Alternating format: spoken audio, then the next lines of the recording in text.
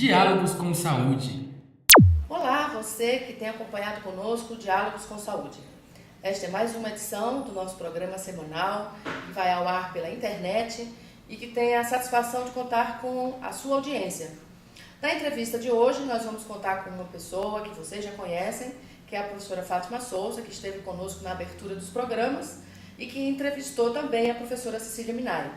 E ela comigo, hoje, Valéria Mendonça, nós vamos entrevistar o professor Luiz Afonso Bermudes, professor da UNB, diretor do Centro de Apoio Tecnológico da Universidade de Brasília, o CDT, e o tema de hoje é Ciência, Tecnologia e Inovação.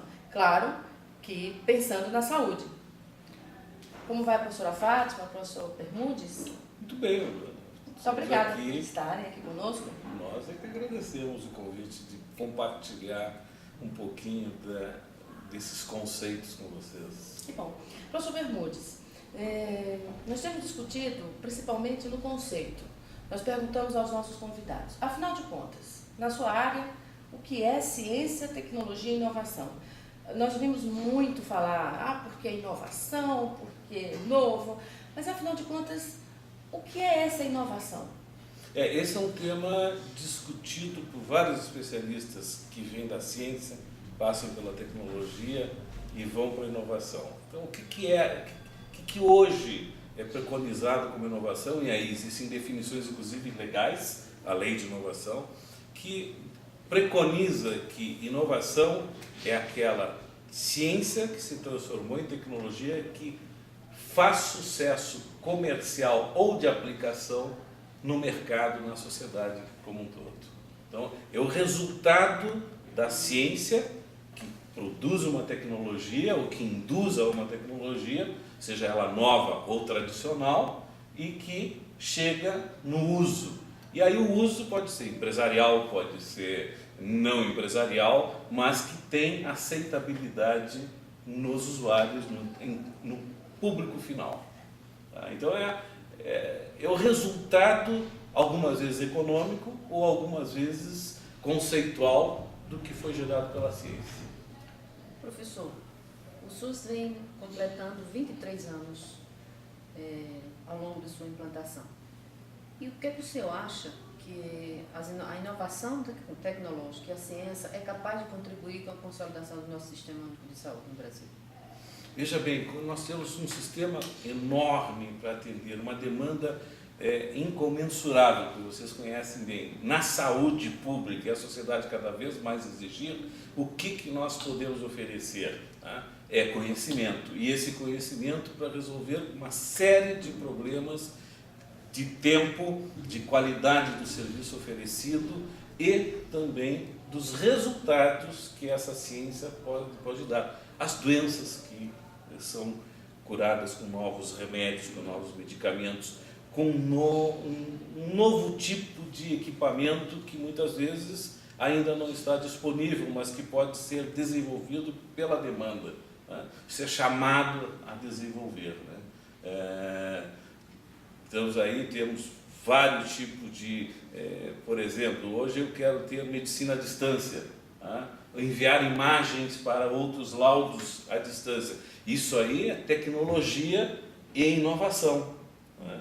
Nós temos o conhecimento científico de como tratar essa imagem, de como ela é lida e como é que transformamos isso em equipamentos. Primeiro, baratos, que sejam acessíveis a todo o Sistema Único de Saúde e que isso possa ser disponibilizado universalmente no sistema. Quando o senhor fala de disponibilização, me remete a uma pergunta que também envolve o Sistema Único de Saúde, de como fazer chegar, como fazer traduzir essa tecnologia para os profissionais do serviço de saúde que, de certa forma, não têm isso, às vezes, nos seus locais de trabalho. Como é que a gente pode traduzir, facilitar esse diálogo entre a tecnologia e os profissionais que estão no serviço? Eu entendo que passa muito pela capacitação do uso dessas novas tecnologias. A gente sabe de áreas tradicionais, né, da saúde e que não têm acesso a essas tecnologias. Então, primeiro você tem que disponibilizar essa tecnologia, essa inovação né, para que o profissional seja, inclusive, trabalhado, capacitado para bem usar essa inovação no seu dia a dia, né, para facilitar, inclusive, o seu trabalho e dar os resultados que a sociedade está esperando.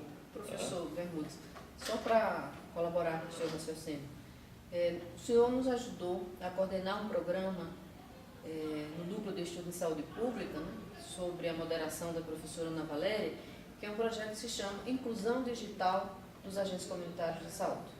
Fizemos o que a gente chama de uma meta progressiva aqui em várias regiões do Distrito Federal e no entorno, e esse projeto, o senhor tem conhecimento, tem dado um resultado substancial, porque facilita não só essa interação entre os agentes comunitários de saúde, a interação desses agentes com as equipes de saúde da família e das equipes com os outros profissionais que compõem a rede do sistema de saúde.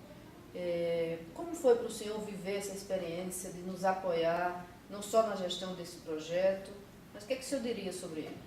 Veja bem, isso até na época a gente discutiu muito se isso era função de um Centro de Apoio ao Desenvolvimento Tecnológico da Universidade de Brasília.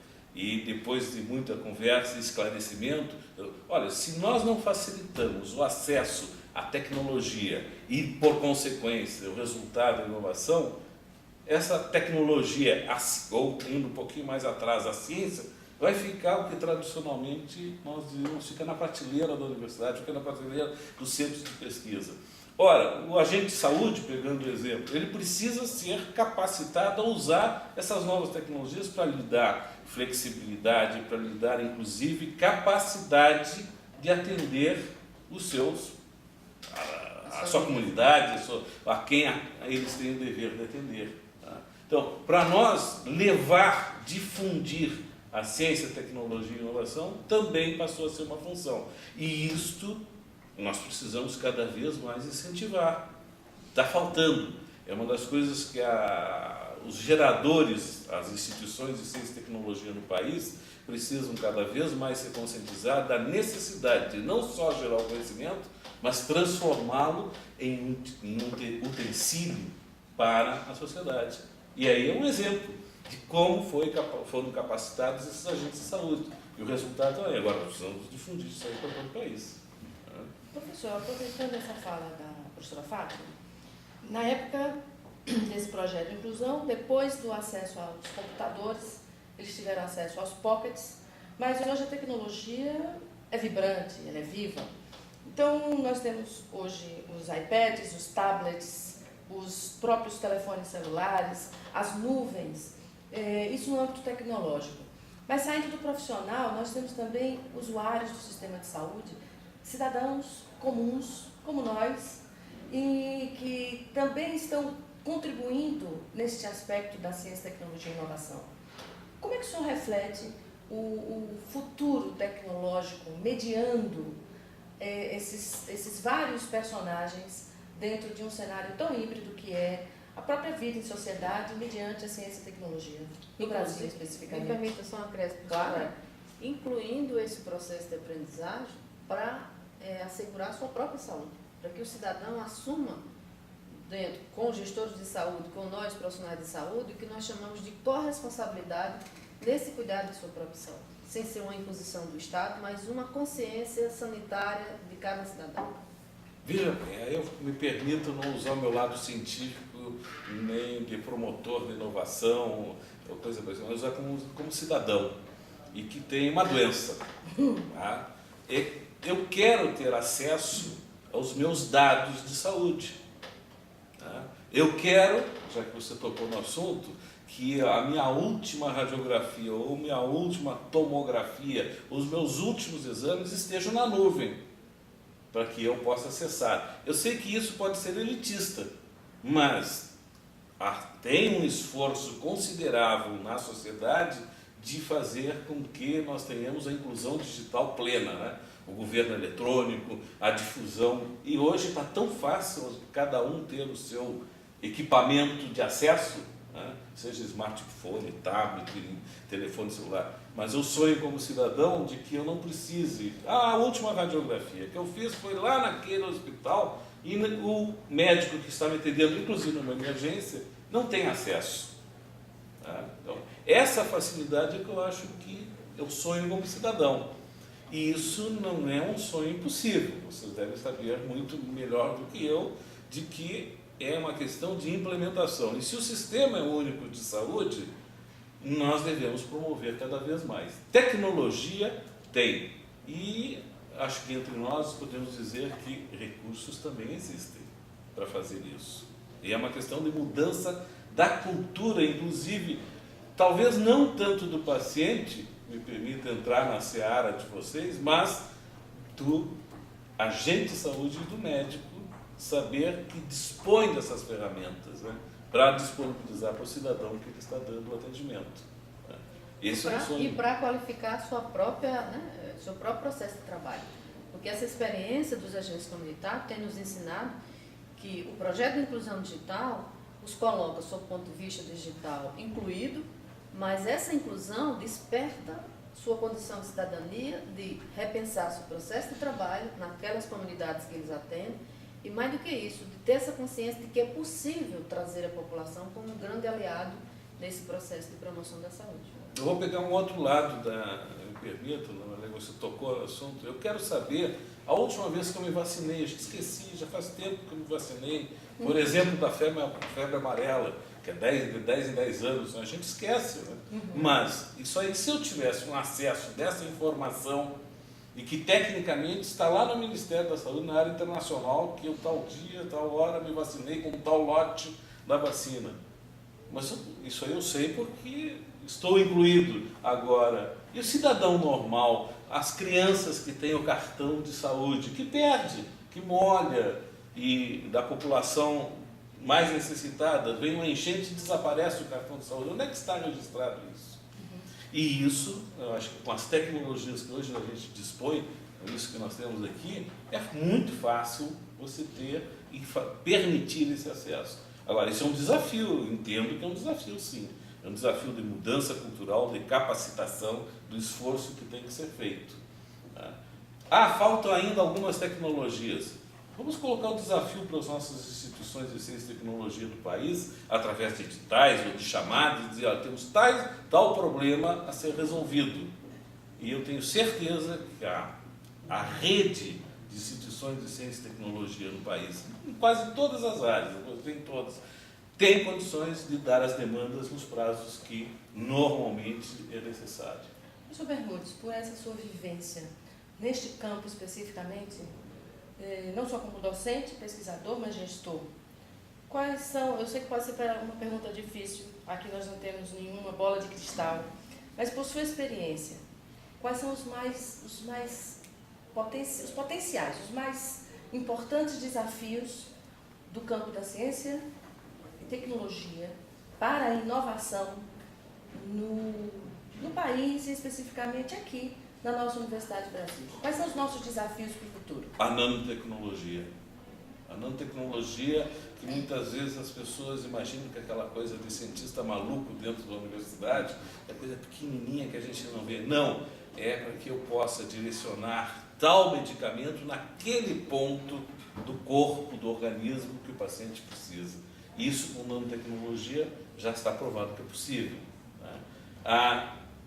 Outro lado que é um desafio são os novos materiais que poderão ser utilizados dentro do corpo humano, sem rejeição, sem nenhuma outra efeito colateral. Tá? E isso já é possível, já existem estudos para isso. Então, são os grandes desafios, só tocando na área de saúde de vocês. E a área de fármacos. Com certeza, a área de farmacêutica é o que vai dar o grande salto nos próximos anos e acredito que deva ser incentivado cada vez mais no nosso país. Nós somos alguns milhões de habitantes que não temos ainda acesso pleno aos medicamentos no país. Se tivéssemos, não precisamos de farmácia popular. Tá? Nós precisamos de desenvolver essa área, incentivar essa área. E acredito que o Sistema Único está trabalhando nisso, não sei quais são as políticas hoje, desculpe o desconhecimento da área, mas o desafio está colocado para nós, instituições de ciência e tecnologia, tá? Promover e levar à sociedade esse tipo de resolver essas necessidades. Vou lhe dizer um grande desafio que eu imagino, que é quando a gente fala aqui de tecnologia e todo mundo pensa que é isso, que é só um tópico. Está aí, a TV digital já está nas nossas casas e da grande parte da população, inclusive das classes menos favorecidas, né? Através do set-top box. E muita gente não sabe nem definir a diferença de uma para outra. E que vem o que? O grande desafio, o grande diferencial que a TV digital vai fazer é o retorno, né? De nós assistirmos a um programa, nós assistirmos a alguma coisa e demandarmos aquele ponto que emitiu a informação, aonde eu acesso, aonde eu pego essa informação, ou até eu não concordo com isso. E isso, veja bem, para a nossa população e na área de saúde, é importante. Eu quero ver o meu dossiê lá no hospital. Ou na unidade básica de saúde, não necessariamente no hospital. Tá? Eu penso que o cartão SUS também vai um pouco auxiliar, né? Isso aí. Essa coisa da população ter acesso, né? E não ser apenas um segredo do médico, do enfermeiro, dos profissionais da saúde. Isso não são tecnologias que não estão disponíveis. A TV digital, o retorno está pronto, falta implementar agora em todas as estações. Eu creio que o professor Bermudes trouxe para a gente não só explicações muito concretas, muito esclarecedoras desses desafios da ciência, tecnologia e inovação, mas também está sugerindo, se eu pude perceber, novos temas. Eu acho que vem por aí um programa de nanotecnologia, alguma coisa de TV digital e o Diálogos com Saúde segue sua trajetória. Professor Bermudes, muito obrigada. Professora Fátima, obrigada. O que vocês deixam aqui para o nosso diálogo? Professora. Eu agradeço mais uma vez a oportunidade, a professora Valéria Mendonça e sua equipe do Diálogo com Saúde, e agradecer a oportunidade de dialogar com o nosso querido professor Bermudes. E a todos vocês, um grande abraço. Eu também agradeço aí o convite para dialogar com vocês, uma área da qual eu não faço parte, mas faço parte daquilo que é o desafio de vocês, que é levar ciência, tecnologia e inovação a toda a população brasileira. Disso eu faço parte, que é o desafio da difusão disso. Muito obrigada. Hoje nós estamos aqui com Luísa Petrobon, João Paulo Fernandes e lá na tecnologia, Marcelo Godinho. Mais um Diálogos com Saúde para você e até a próxima.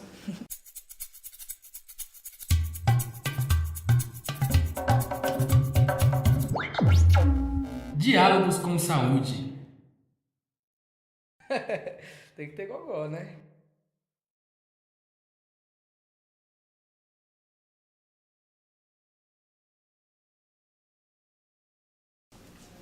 Tem a gente também no programa.